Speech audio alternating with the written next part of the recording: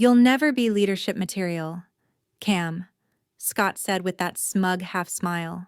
Camila Jensen clenched her fists under the table. Excuse me. You're a great executor, a workhorse, but leadership that takes instinct. You just don't have it.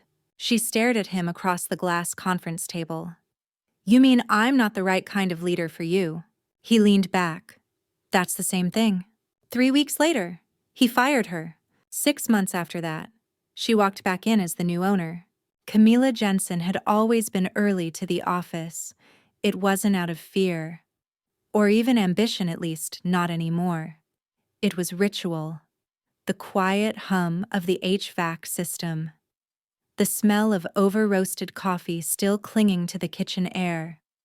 The way the sun hit the corner of her monitor. It was the calm before emails and meetings and just a quick asks. But today, the quiet wasn't comforting. It was final. At 7:32 a.m., she received a calendar invite from HR, subject line exit interview. No one had told her. No whisper, no warning. Just a sterile notice and a 10:00 a.m. meeting. She stared at it, not blinking. Then, calmly, she closed her laptop and stood. Her manager's office, Scott Walden, was 2 doors down. She didn't knock. Camila, he said, startled but trying to appear collected. I was going to come find you. Were you? He gestured to the chair across from his desk. Please, sit. She didn't. He sighed and leaned back, trying his usual charm routine, the slow smile, the I'm just being real with you tone. Look, this isn't easy. You've done great work. Cut it, Camila snapped. I built the operating framework for 3 departments. I personally trained your last 2 directors.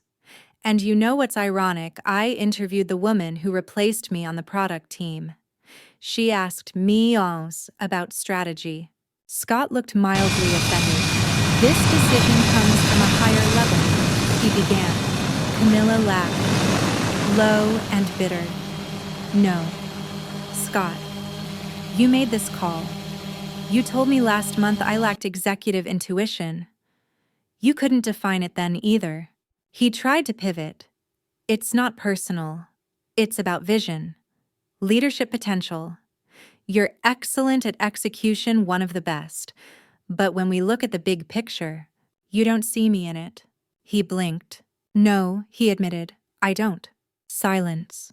Camila stared at him a moment longer, then turned and walked out without another word.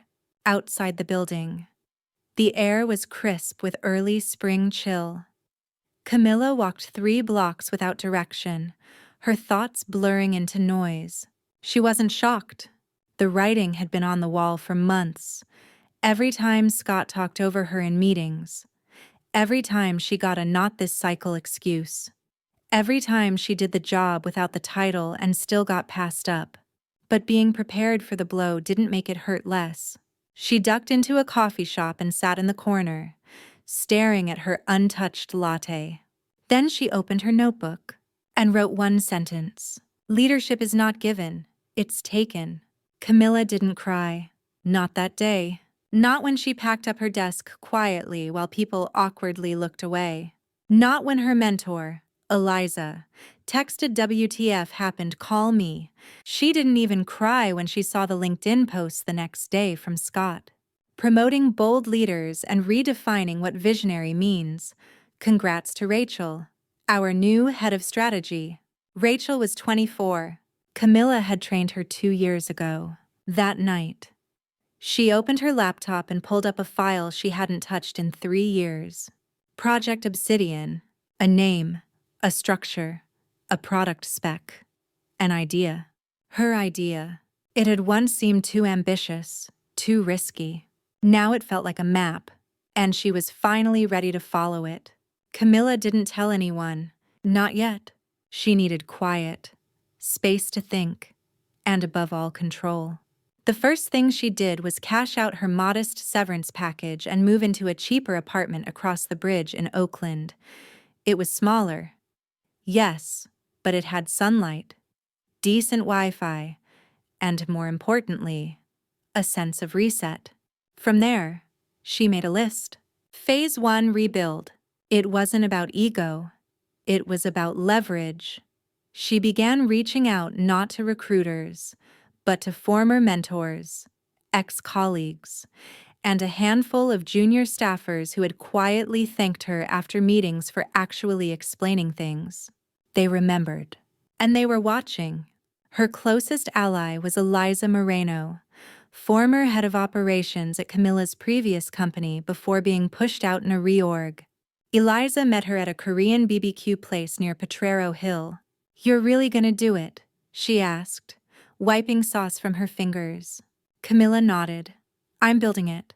Obsidian." Eliza grinned. "You had that idea 3 years ago." "I wasn't ready. And now, I've been broken. That means I'm sharp enough to cut." Eliza leaned in. "Okay, I'm in." Just like that, she had her first team member. Obsidian wasn't a fantasy. It was a streamlined, B2B SaaS platform designed to solve exactly the problems Camila had been duct taping for years inside bloated corporate systems. It automated operational workflows for mid-sized startups that had outgrown spreadsheets but couldn't afford full-scale ERP systems. And she knew exactly who needed it. The next hires came faster than expected. Aisha, a brilliant but underpaid UX designer Camila had once mentored. Jamal, a back-end developer laid off after a failed merger. Leah, a freelance data scientist who'd built predictive models for half the Bay Area but never had her name on a single product. They didn't want fancy titles. They wanted purpose. And Camila gave them one. She rented a desk in a shared co-working space downtown Bare Walls. One potted plant. A coffee machine that barely worked. But it had energy. Every time she walked in, she remembered, "This is mine." Obsidian launched its beta prototype within 6 weeks. It wasn't pretty, but it worked. Camila demoed it for a small founders group she'd joined years ago. 3 startups signed on immediately. One asked for an NDA and requested a second meeting. Her pitch was simple. "We'll save you $50,000 a quarter and you'll understand what your ops team is actually doing." Founders loved it. She didn't need to scream. The product spoke for itself. By month 3, they had 10 pilot clients and revenue projections strong enough to secure a seed round $850,000 from a quiet VC fund that liked backing revenge founders. Camila didn't argue. She used every dollar carefully. No swag, no unnecessary hires, just product, service, and stealth. She refused to put her face on the website. Not yet. Then came the day someone forwarded her a job listing. Senior Ops Lead, her old company, reports to Rachel Wilkins. Head of Strategy, looking for a passionate executor with operational instincts. Camila laughed so hard she nearly fell out of her chair. "They're trying to clone me," she told Eliza. Eliza smirked. "Let them try. We'll make them irrelevant." Camila paused. "Not yet. Let them keep growing. Let them look ahead. Because I'm about to come up from behind." Camila never hired people with perfect resumes. She hired survivors. That was her unofficial rule. People who had been overlooked, undervalued, underestimated. People who didn't have time for politics because they were too busy making things work. People like her. At week 11, Obsidian moved from co-working tables to a small, 2-room suite above a bookstore in North Beach. The floors creaked. The internet was moody, but the energy electric. They weren't building a startup.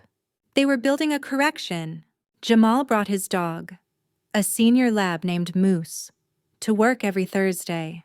Aisha painted user flows on the office windows using dry erase markers. Leah liked working from a beanbag with jazz in her headphones and refused to use Slack. She insisted on sending voice memos instead. Eliza set up a war room wall sticky notes, deadlines, launch targets.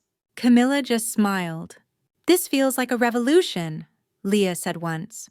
Camila replied, It is, but quietly.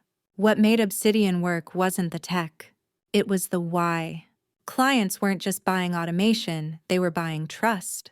One of their early adopters, a scrappy logistics startup in Denver, said it best in a Zoom call. We didn't just choose your software, we chose you. Because you get it. That night, Camila didn't sleep. She stayed at her desk, rereading the message, over and over. This was the leadership she'd been told she lacked. Empathy, clarity, vision. She had all of it. Scott just hadn't seen it. By month 5, they were profitable. Not were rich profitable, but sustainable. And in the world of SaaS, that was everything. Eliza built a runway forecast that gave them 12 months without needing to raise another dollar. We could scale now, Eliza said, or wait and grow leaner. Camila didn't hesitate. Wait, I don't want to be flashy. I want to be inevitable. But being inevitable didn't mean being invisible. The tech world was small. People noticed. And someone finally talked. A medium-sized blog published an article titled, Obsidian Systems Quietly Taking Over Ops Market, Guess Who's Behind It? Camila's name was in the 3rd paragraph. Scott sent her a DM that night. Impressive. Didn't realize you had this in you. Hope you're ready for real competition. She didn't respond. She forwarded the message to Eliza with the caption, Phase 2 begins. A week later, Camila got a call from her first real investor, the one who had cut the $850K check. I just had coffee with a mutual friend of yours, the woman said with a smirk in her voice. He's interested in a partnership. Let me guess, Camila replied. Tall, tan. Thinks leadership is genetic. The investor laughed. You're not going to take the meeting, are you? Camila stared out the window. Oh, I'll take it, she said. I just won't bring a chair for him. Camila walked into the client meeting alone. The office was nothing like the tech palaces she used to sit in, no glass walls or kombucha on tap. Just a concrete floor, whiteboards covered in scrawled numbers, and the clack of mechanical keyboards. These were builders, and Camila liked builders. The CEO, a wiry guy named Nick Travers, stood and shook her hand. I've heard things, he said. Good things. From people who usually don't compliment anyone. Camila smiled. I tend to work in whispers. They sat down. The Obsidian demo was simple, fast, and clean. No flashy transitions, no gimmicks, just results. It showed how Nick's ops team could automate approvals, generate logistics reports, and scale without doubling headcount. Nick leaned back and said, I want this. How fast can we implement it? Camila didn't flinch. 2 weeks. He raised an eyebrow. That fast. She nodded. We don't believe in bloated onboarding. By the time she left the office, the handshake deal was done. Obsidian had landed its first mid-market client, and more would follow. The next few weeks blurred. New contracts, new referrals. A mention on a niche SaaS newsletter triggered a spike in demo requests. Leah had to set up a waitlist. Eliza insisted they hire a part-time admin just to sort leads. Camila resisted at first, then relented. Only someone who's hungry, she said. They found Nina, a first-gen college grad who had just left a toxic agency job. Within 2 weeks, she had rewritten the onboarding flow and cut demo no-shows by 40%. I don't know why you weren't a team lead already, Camila told her. Nina beamed. Because no one ever asked. Meanwhile, Scott's company was starting to feel the tremors. Camila heard it from a friend, and HR internal churn was rising. 3 senior engineers had left in the same week. Revenue was flat. Scott gave a keynote at a startup conference and talked about operational velocity. Camilla watched the clip on mute. She knew that look he was posturing. And posturing meant panic. Then, the inevitable happened. One of Scott's clients reached out to Obsidian, quietly. They wanted a trial. No press, no quotes. Camilla agreed. The client was thrilled. A week later, Scott emailed her. Camilla, I've heard you're targeting some of our accounts. I'd prefer we keep things professional. She replied. I am being professional, I'm just also being better.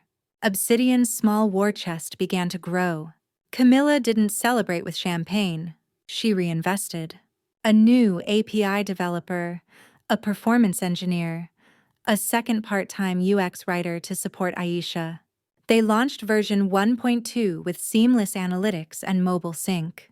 And when a Forbes contributor asked to interview Camilla for a feature, she said yes, but on one condition. No photos, no female founder angle, just product.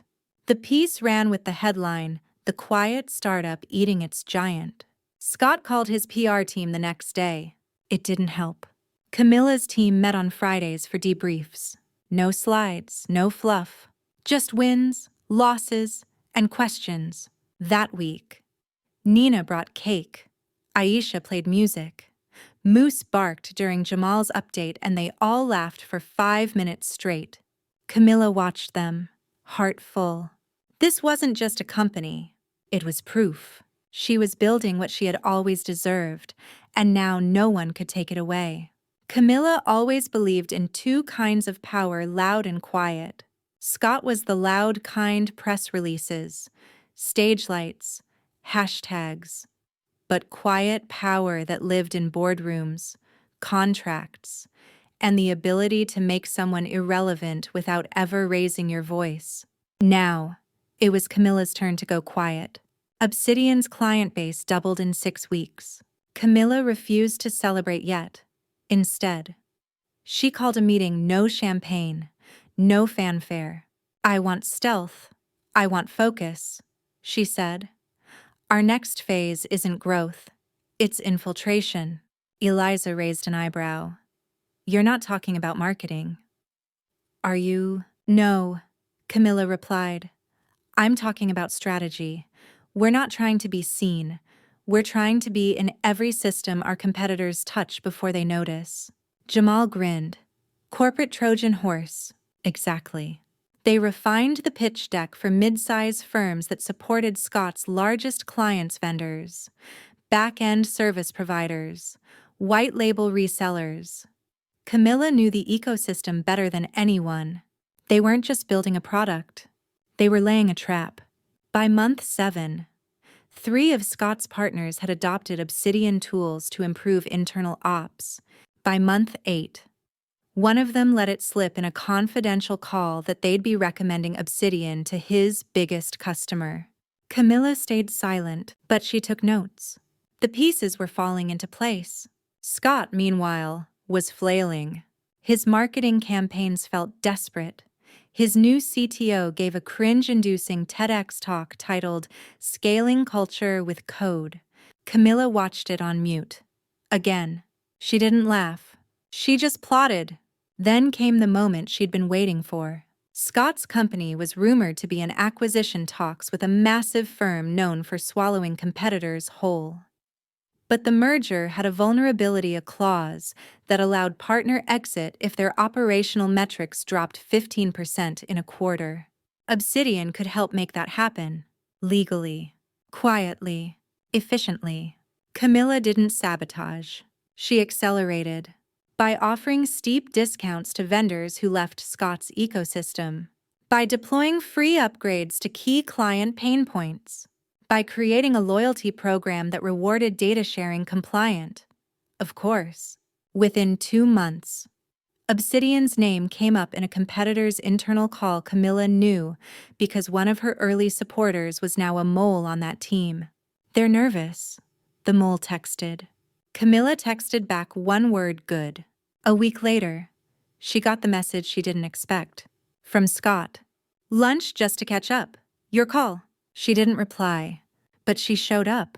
At the restaurant. At a table by the window. Alone. She let him wait. 25 minutes later, he left. She watched him from across the street. Then she walked into a different restaurant and ordered pasta. Control wasn't just about showing up. It was about knowing when to walk away. Camila stood in the middle of the new office space, still raw, barely furnished, wires dangling from the ceiling. But it was 3 times the size of the last one. "I want nothing fancy," she told the contractor. "Just strong Wi-Fi, better HVAC, and whiteboards that don't smear." Obsidian had grown. Quietly, strategically. Now it was time to step forward, but not too loudly. The company's public profile was climbing fast. They were now mentioned in the same breath as firms 5 times their size. Clients loved them. Investors circled like hawks. But Camila stayed cautious. "I don't want hype," she told Eliza. "I want inevitability." Eliza nodded. "Well, you've got inevitability and attention." That attention brought competitors. Emails from strange Gmail accounts posing as customers. Internal job offers to team members laced with NDA bait. Camila made it clear, if they come after you, forward it, then ignore it. No one left. Obsidian was a tribe now.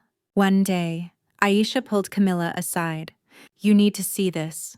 It was an internal dashboard capturing market sentiment and product feature overlap.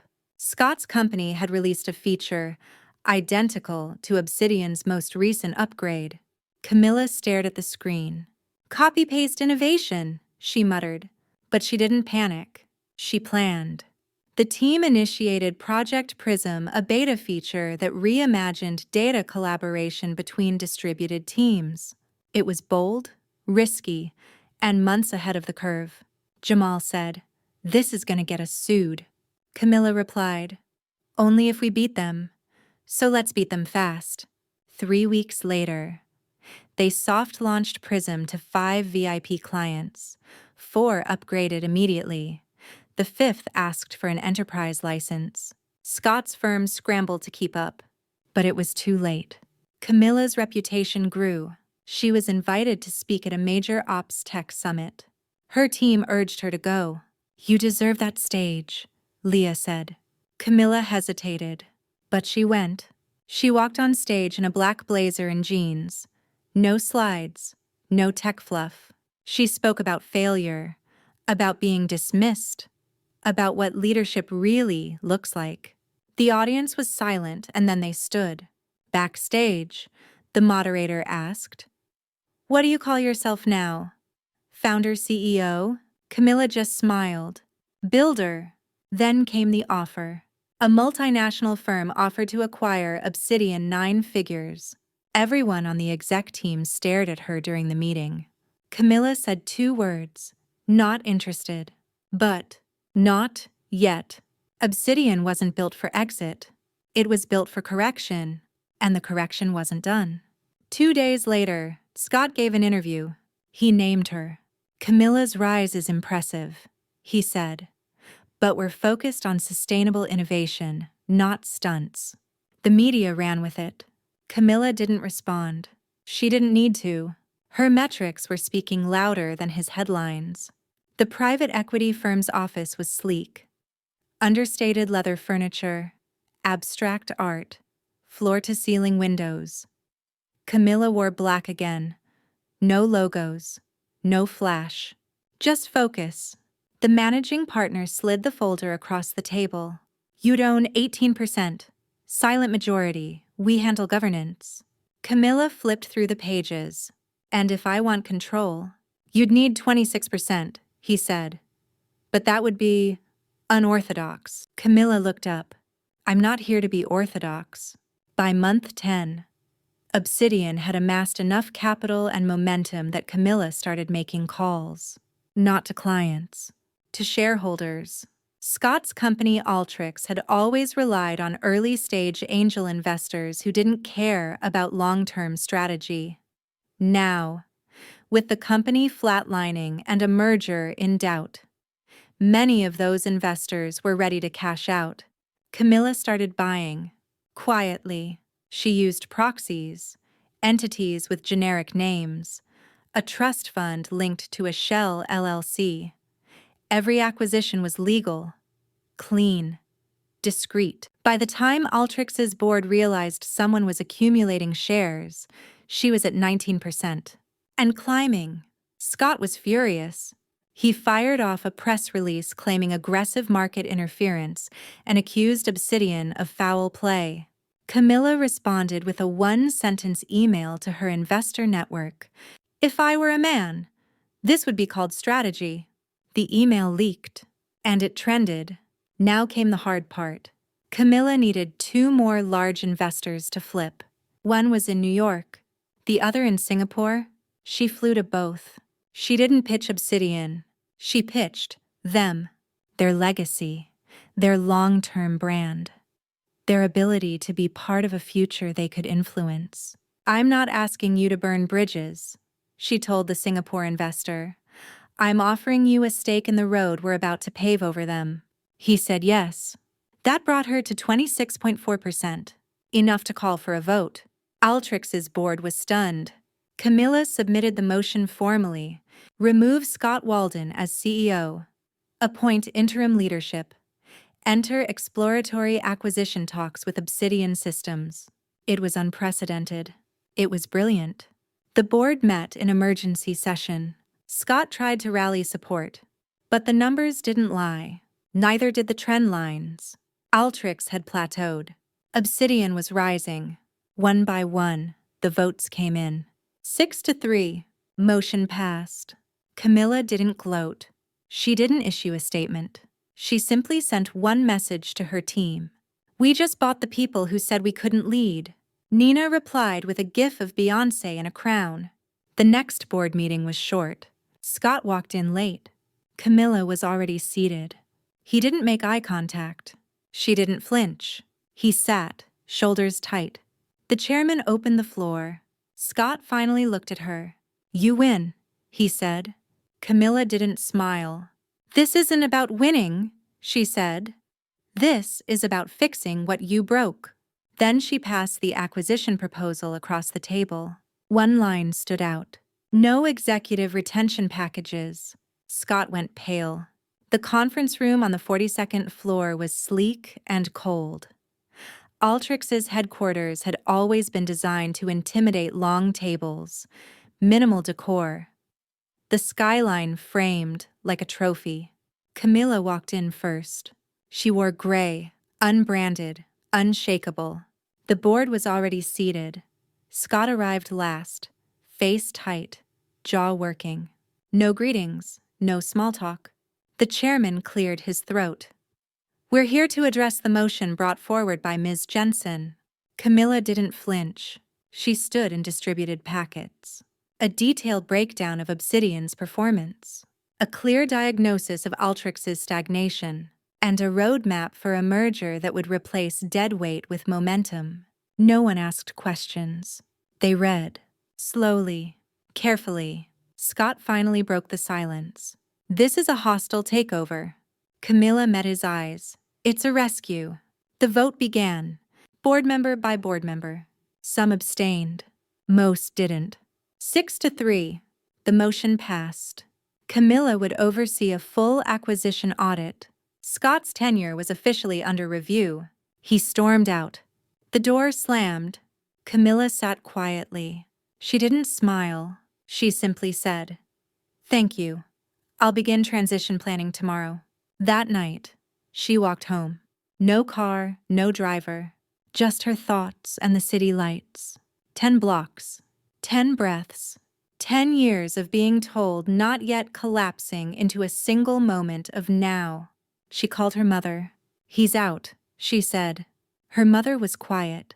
"Then I always knew you would be more than they could see." Camila closed her eyes. Sometimes victory was a whisper. The transition was surgical. Camila's team handled due diligence. Eliza ran the culture audit. Jamal and Aisha led platform integration. They brought in an outside consultant to interview Alteryx staff unfiltered, anonymous, raw. The findings were damning. Toxic leadership, slow decision cycles, high churn, paralyzed innovation. Camila compiled the report, titled it simply Why This Had to Happen. In her first all-hands meeting as majority shareholder, Camila kept it brief. This isn't a takeover. It's a transformation. You're not being replaced. You're being reawakened. Silence. Then applause. Some genuine, some fearful, all inevitable. A week later, she met Scott, not in a boardroom, at a quiet coffee shop. He had asked for 10 minutes. She gave him 5. I built that company, he said. Camila nodded. And then you blocked everyone else from building it with you. He leaned forward. I could still consult. She raised an eyebrow. You once told me I wasn't leadership material, she said. Now you want to work for me. He flushed. She stood. You were right, she said. I wasn't your kind of leader. I'm better. And she walked out. Camila stood before the newly merged leadership team in a repurposed auditorium once used for Scott's company town halls. Now it was stripped down just chairs, whiteboards, and unvarnished honesty. She didn't bring a slide deck. She brought a mirror. This isn't about new logos or job titles, she said. This is about rewriting the operating system starting with culture. Half the room was skeptical. The other half was waiting. She handed them a card with 2 questions.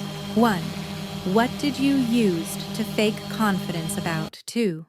What do you want to actually be good at now? Silence.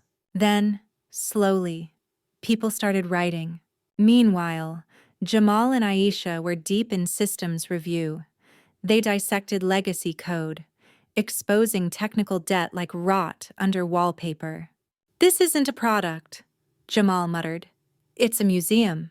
They created a phased deprecation plan. Every bloated feature removed would earn the team a bug funeral celebration, complete with tombstone sticky notes on the wall. Here lies Insights Hub 1.0, never loved, never used. Morale rose. So did productivity. Nina led HR transformation. She hosted unfiltered feedback circles, where people could anonymously voice concerns, then participate in follow-up discussions face-to-face. Some called it soft. Camila called it strong. You can't build performance on fear, she said. You build it on clarity. Turnover slowed. Then it reversed. Camila's biggest challenge was the executive layer. Several VP-level holdovers from Alteryx were wary of her. She met with them one by one. To each. She posed the same 3 statements. I don't need you to agree with me. I need you to build with me. Or I need you to go. 4 stayed. 3 left. All respectfully. No press releases. Just progress. The media started circling again. A Bloomberg headline read, Obsidian doesn't just disrupt, it assimilates. Camila declined interviews. She sent a 3-word statement to the journalist instead. We build forward. One afternoon, Camila visited the old co-working space where it all began. The plant was gone. The desk had someone else's name tag. She smiled anyway. Jamal joined her outside with coffee. Do you ever miss when it was just the 5 of us? He asked. Sometimes, she said.